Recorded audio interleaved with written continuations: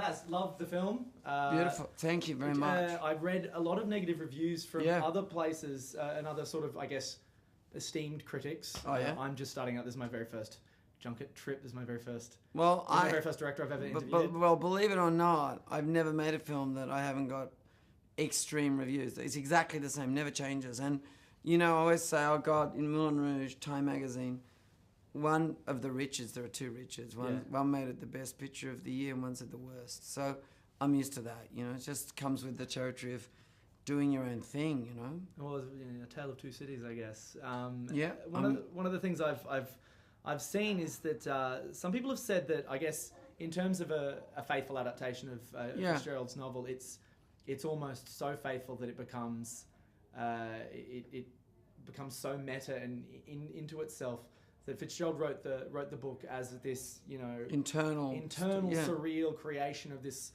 society that wasn't real. You know, they weren't real. Like, it was insane the way these people were living, and to transfer that on film like you've done in such a faithful way sort of destroys the surreal concept of it, which I don't agree with. Yeah, I feel like what you've done is there's one scene in particular where they're hooning along the bridge and Jay-Z is playing. Yeah, and I'm like, this is the Luhrmann that just breaks down that idea that you're in an era, and it just makes it. You know, it crosses everything, and it's. Well, you know, it's like Jay wrote a line for the movie.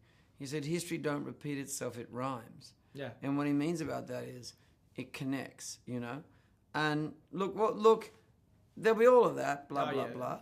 But that's cool. But I mean, really, like everything I did came from the book or came from Fitzgerald. Yeah. So, for example, Dr. Anne Margaret, who's probably the preeminent academic in the world on Fitzgerald, certainly one of them, probably she would say it's a translation of the book. I mean, Nick Carraway has all of these poetic quiet thoughts about very noisy, lurid things. So I wasn't doing a film of his quiet thoughts. It's not that like would him be this would be that film. Yeah.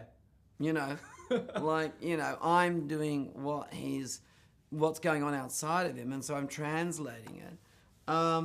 I don't really understand the whole "you're too faithful to the book." I mean, I wanted to reveal the book. Oh, you know? I think.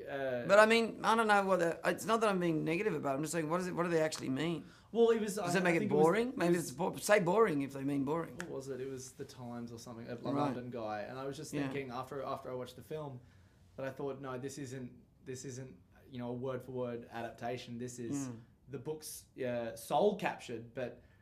You do it in a way that doesn't go, I'm reading a book and this is what you're watching. You have to do a translation because solving the problem was to solve, it's done in a narrative.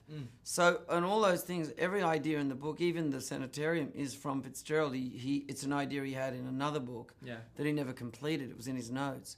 So, look, fair enough, but honestly, these tend to be the sort of, look, I'm an old white guy.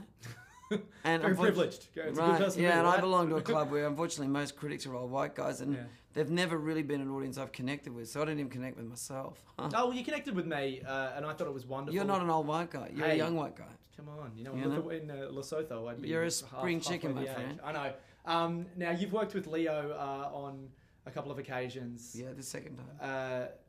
Has he changed? Has there been any change from the fresh-faced young kid? Yeah, he was a gifted young boy. Now he's a man. Who was given a Stradivarius when it comes to acting. Yeah. And he was a bit of a child prodigy, but now he really knows how to play that instrument. But more importantly, he's a collaborator and a partner. He and Toby were complete partners in the early days of making this movie. And Leonardo is a lot of fun, and he's very funny, and he's very human, but he's very serious about two things: acting and the environment. Bring those things up, and he just is a laser light. Yeah? Yeah. Now, working with him and the relationship you have, do you sort of let him strum that Stradivarius, or do you sort of, are you giving him the tone that you want? Do you let him, because he's grown into this player who knows how to work? we worked very closely and very detailed. No, there wasn't any clashing, because, I mean, I don't need to clash. I mean, we all have debate. I mean, we went, Toby and Leonardo and I think... Sam Bromell. And I mean, I remember one night it was like 3 a.m. We're still banging around the writing tent, trying to solve a scene. But it comes from passion. It's not clashing. Yeah. And I think actually with Leonardo, I mean, each actor is like a thumbprint. They're very different. They're all individuals. But with Leonardo, you set the environment and then you really let him play. Yeah. I mean, he's a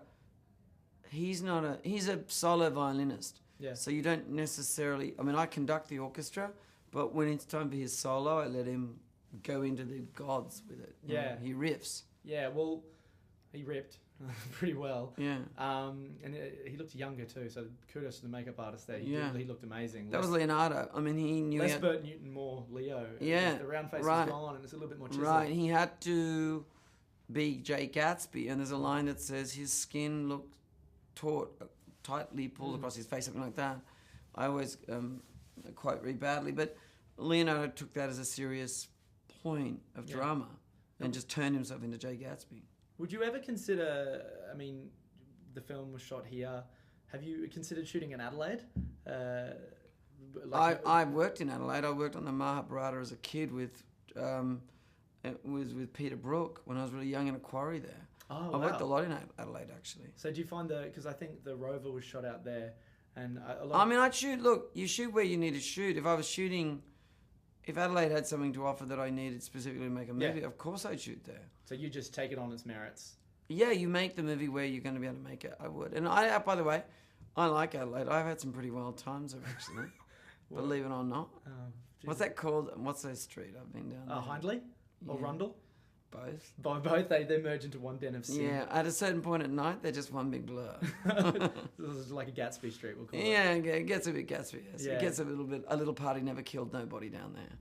Oh. That's one of the songs in the movie. The soundtrack was amazing. Thank you. So excellent choice on Jay-Z. Sort of. Right. How was working? Was working with him.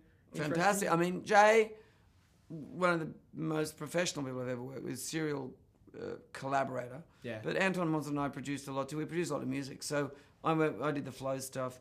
He did all the R&B and sort of the rap but he was the musical director. I mean, you know, I work with him like I work with Leonardo. It's a 50-50 collaboration. Yeah, great. Well, thanks so much for the talk. Great, man. Yeah,